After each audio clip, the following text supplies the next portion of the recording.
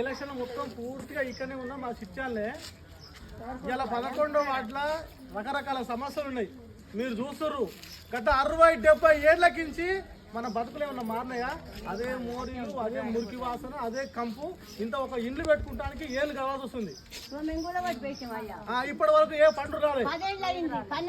ఇవాళ మీరు తల్లి మీకు అమ్మా మీకు బియ్యం ఇచ్చేది నరేంద్ర మోడీ, పింఛన్ ఇచ్చేది నరేంద్ర మోడీ.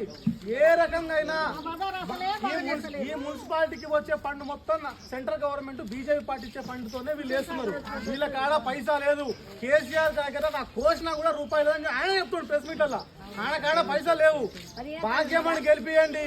ఈ వార్డులో అన్ని రకాల సమస్యలు ఉన్నాయి. ఆ సమస్యలన్నీ పరిష్కరించుకుందాం.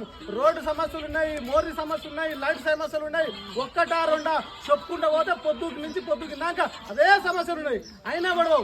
కానీ ఒకసారి అవకాశం ఇవ్వండి. అన్ని రకాలుగా దీన్ని పరిష్కరిస్తాము. ఫండ్ వస్తుంది. ఈమెను గెలిపిస్తే, ఎందుకంటే బీజేపీ వాళ్ళు గెలిస్తే 4 రూపాయలు ఎక్కువ వస్తాయి. ₹1 కోటి వచ్చే కాడ 5 కోట్లు వస్తాయి. మీకు అన్ని రకాల సమస్యలు తీరుతాయి.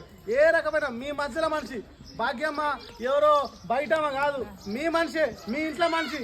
మీరు గెలిచినట్టే ఏమో గెలిస్తే మీ ఓటు మీకేసుకున్నట్టే.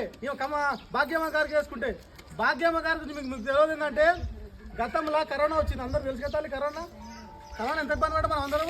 కనీసం సరుకులు లేవు, కూరగాయలు లేవు, తినడానికి తిండి లేదు, మస్తు ఇబ్బంది పడుతున్నాం.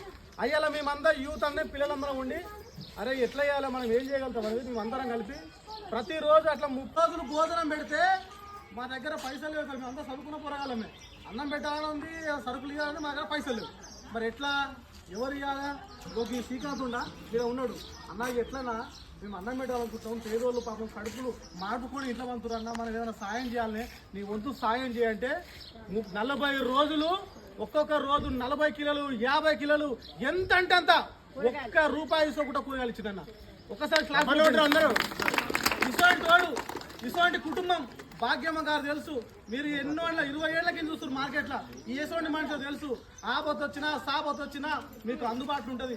మీ మనిషి తల్లి మీకు చేతులు జోడించి మీకంటే చిన్నోని, మీ మనవల్ లాంటోని, మీ కొడుకు లాంటోని ఒక్కసారి మీకు చేతులు జోడించి అడుగుతున్నా. ఒక్కసారి అమ్మని గెలిపియండి. అమ్మని గెలిపిస్తే మనందరం బాగుంటాం. మనకు అందరి సమస్యలు తీరుతాయి.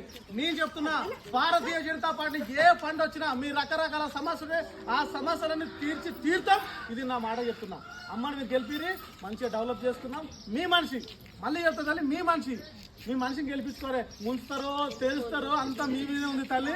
మిమ్మల్ని నమ్ముకొని వచ్చింది.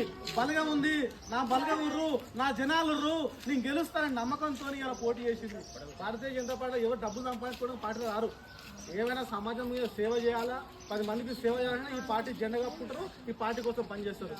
తల్లి మీరు కాంగ్రెస్ పార్టీ లేకపోతే ఇంకో పార్టీ